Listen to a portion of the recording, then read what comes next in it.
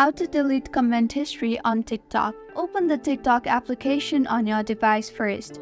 Tap on the three lines on the top right of your screen. You will see the Settings and Privacy option.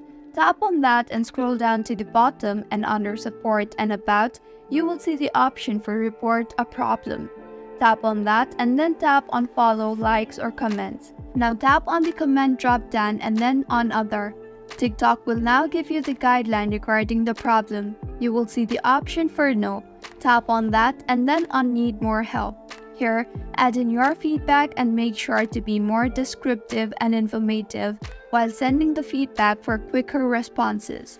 You can also add in screenshots and screen records of the problem as a proof. Tap on Submit once you have typed in your feedback. Your feedback has been submitted to TikTok now. Wait for at least 24 hours for a reply from TikTok.